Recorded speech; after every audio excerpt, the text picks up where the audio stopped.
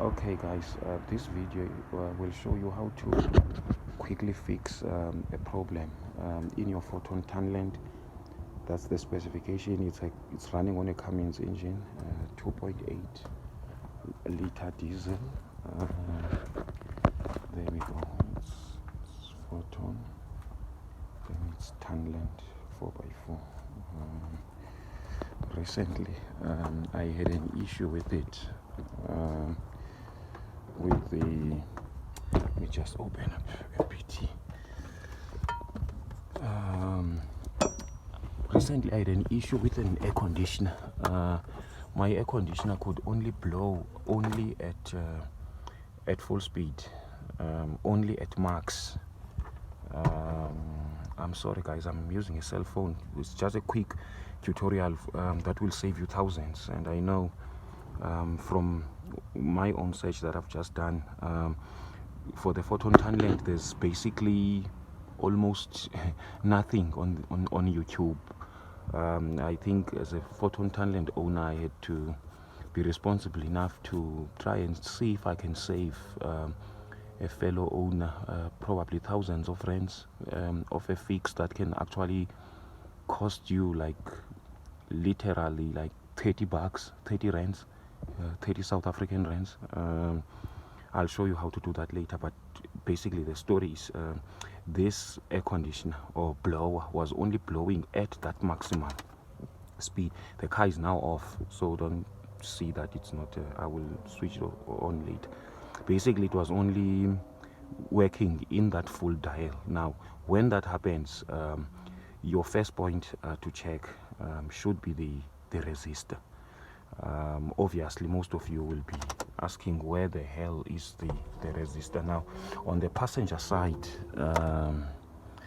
under the glove box in the or the KB hole, I think people have got various names of how they call this.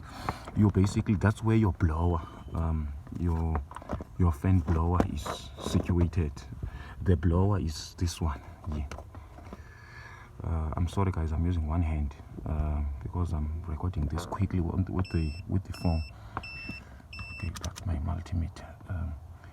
So the wiring comes from that switch that I've just shown you here, and then it comes out here, and then there's a split. One wire goes to the blower, this round thing here.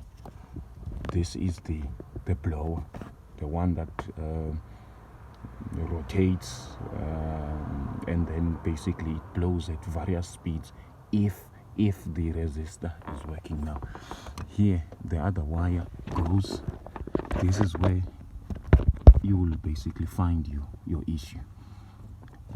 This is where the resistor is. As you can see, I've already loosened the two screws, Phillips screws that are holding it. It's those two screws.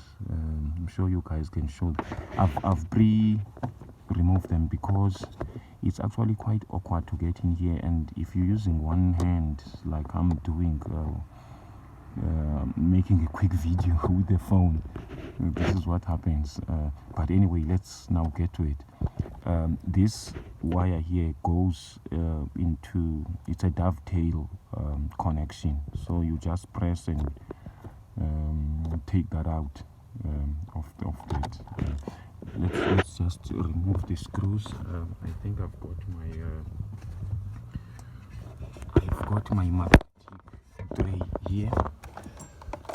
I'm sure one of those screws has already fallen. There we go. I've just found it.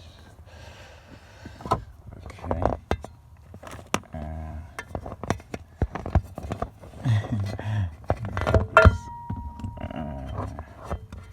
So I just chuck it into the magnetic tray so that I don't lose them. I know it's guys, it's good to have this when you working on anything. It's called a magnetic tray. Shops like Adendorf, Machine Mart will have this for, like, I think mine was about, was it 125?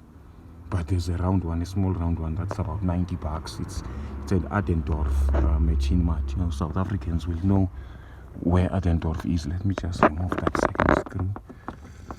I want to show you how a resistor looks like. Okay, now guys, this is where your problem is. This guy here is this resistor, but let me just try and say it's you just press this, or you use a flat screwdriver, not too much force though. You press as you pull, so that it gets out. Let me just quickly put down the phone and take this out, because I want to show you the resistor and how I solved the problem.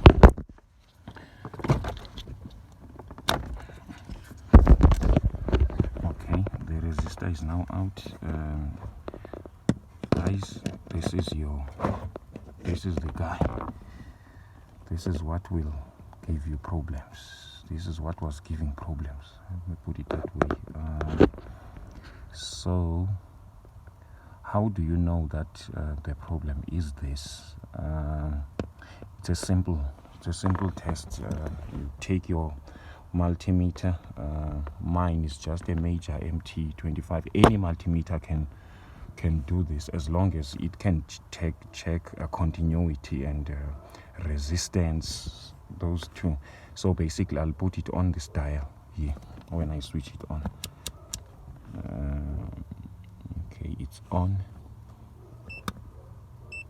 and then let me put it on the mode to check that resistance, but it must have that beeping sound. So mine has got something that looks like a Wi-Fi. I'm just trying to simplify it, but that indicates basically that it will beep.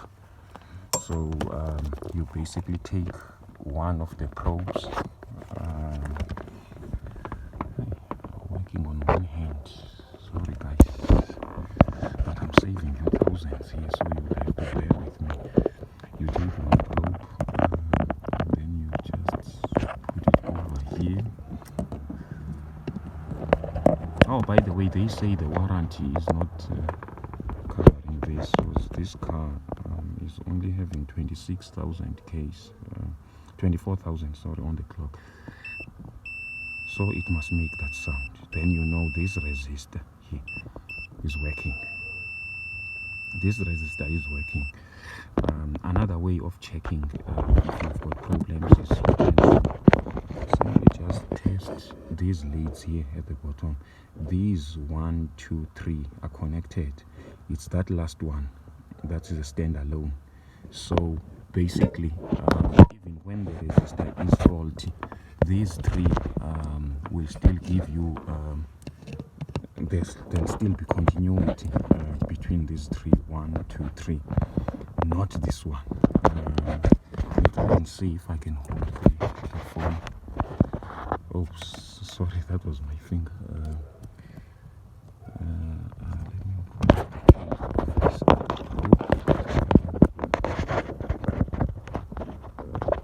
We're just tired of car shops that, you see, continuity.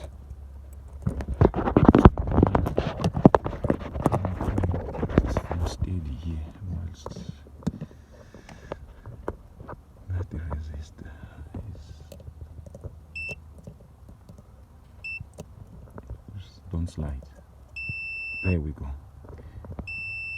That's what now, because I've fixed it, this one too will have a beeping sound. But if with that blown resistor, there was no continuity with this 4th one. So these are connected. All these 3. It's the wiring inside underneath this plate. Those of you who are much more curious who want to see what's going on underneath here, can basically use a small flat screwdriver to pry. I'm not sure if you can see here on the side there. That's where this metallic plate holds. It's got these. I'm sure you can see it, guys. Ne? Yeah. So you can use a flat screwdriver to pry here, and probably this plate eventually comes off. Underneath the plate there is another form of some form of a paper, where basically you use a thermal paste to hold it down. There's a paper underneath this that's pressing on the aluminium. Like, I'm trying to simplify for those that are not really into electronics, but it's more like an aluminium foilish looking connectors that connect these 1, 2, 3, and then this one is a standalone. It comes up here straight to connect to that resistor, and then this one it snakes through, and then this connects there, and then it also connects to this one. So you've got this one going up there, and then branching here into this one, and then this one joined again with this one. So these three are connected. So another test, if you don't want to test the resistor, you can simply just do a continuity test between these 1, 2, 3, as I said before. So once you've figured out that your resistor has been giving you problems, basically this is the resistor, actually the one I'm using to point. That's the resistor, a thermal resistor you need to buy. It's got a temperature threshold. I'm not sure if this phone, because it's at night already now in South Africa. It's a 240 degree. That's the temperature range, but that's the tolerance range of this. Not sure if guys, yeah, I think that guys can zoom in there. It's 240 degrees. That's the operating temperature, and then it's a 10 amp 250 volts.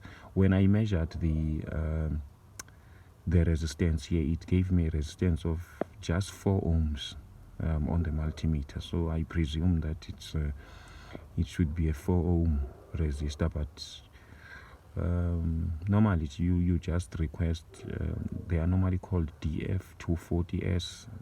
It's a 240 degree.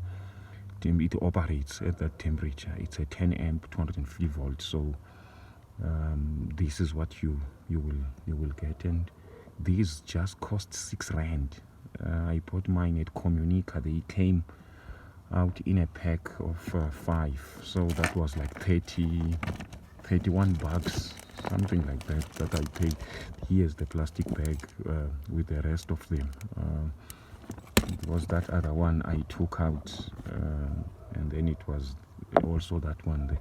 So you just cut the wires of the desolder the connections of the old one. Basically you have to lift this plate, because what is holding this resistor is actually fused. It's actually fused into this plate. I'm sure you can see. So in order for you, not that you can still slide it out of there, but I prefer that you pry this in this on the side here. You pry this plate out, so that what is holding the resistor can basically be out of the way, and then you're good to go. You basically desolder here. If they've used what do you call it, a thermal adhesive, there's high temperature tolerant adhesives that some resistors will have here. You just cut the wire out, and then whatever you do, because fortunately these resistors come with wires that you can, long enough that for you to give you room for you to cut them to the size that you need. So you can basically solder this one next to or on top of the other wire that will be a remnant from the old resistor, because some of you may not be able to remove that wire from that aluminium foil connection that I've mentioned earlier. So you fix this, and then you're good to go. Let me just show you. Let me put it back, and then I'll show you how it has solved the variable speed problem for my air conditioner. Let me put the phone down a little bit and just basically put this on there. It's something like this. It just slides in. I'm not sure if one hand, I think one hand can actually do it, because you just, I think I heard the little snap. Yeah, it has snapped in.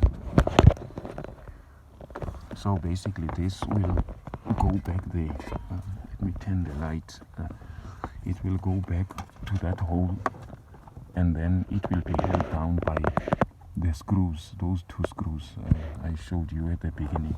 Let me just now try and start the engine for you guys, and then you'll see how you solve what would ordinarily cost you, like, because these car places don't play. They just charge arm and a leg for simple fixes.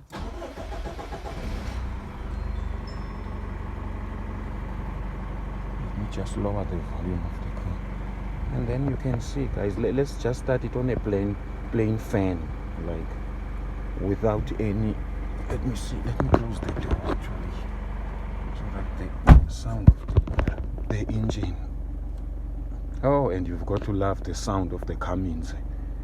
I'm on the passenger side, so I was going to rev it for you, but it's not necessary. If you are a Tunland owner, you know what I'm talking about. So let's do it this. I'm not sure if you guys can hear it. Let me switch off the aircon for now. Let me just blow the normal fan. It can now. I'm not sure if you can hear the huffing sound. That's the 2. That's the 3. That's the 4.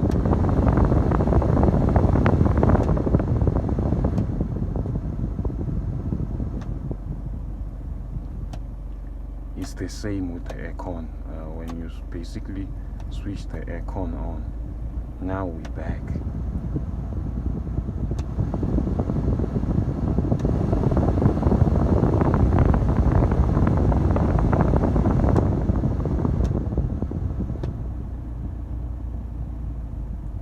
As you can see, by the way, there's a way I can show you that. Okay, let's switch off the engine here. I want to also show you something else, to show you that your problem is likely the resistor. Indeed, when you have a speed that won't operate in different modes. You see, if you remove the resistor here, because the thing can still operate even when you remove the resistor. And move this out. Let me show you guys something here. Let me show you something. If you notice, I switch off the engine every time I touch electronics, and that's the way you should actually do it. It's not wise to touch anything electrical in a car when the engine is running or the ignition is on, for that matter.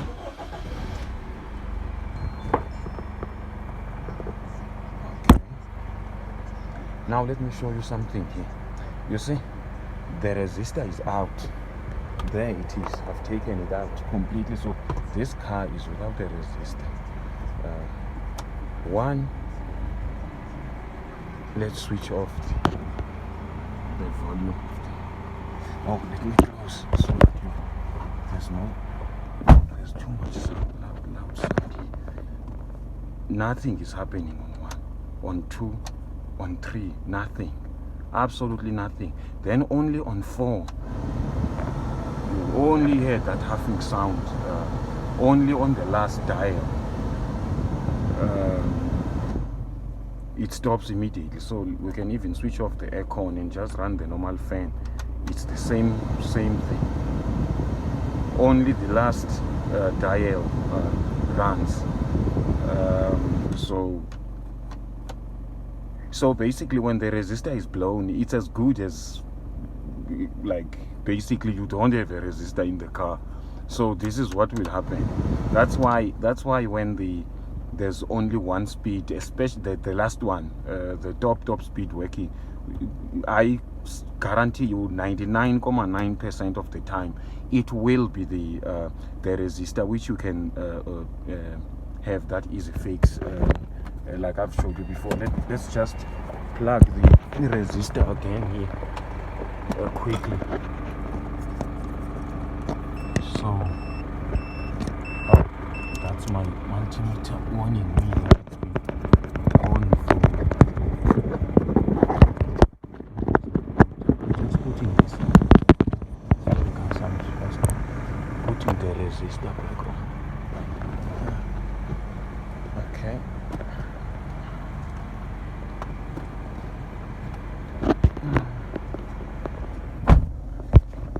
If you notice, guys, it's just because this video is for. Now we're back.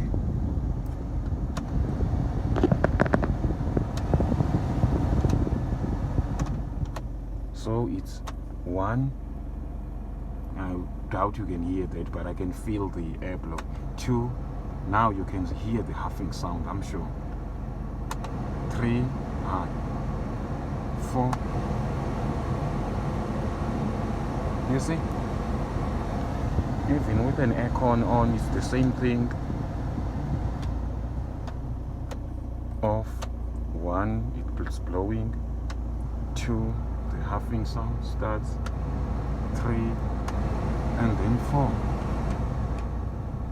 So basically guys, I hope this will help somebody out there, because I know, like I've said earlier, we the Tunland people really suffer from lack of videos. Foton is no longer in South Africa. This is a 2017 model, by the way. It was the last model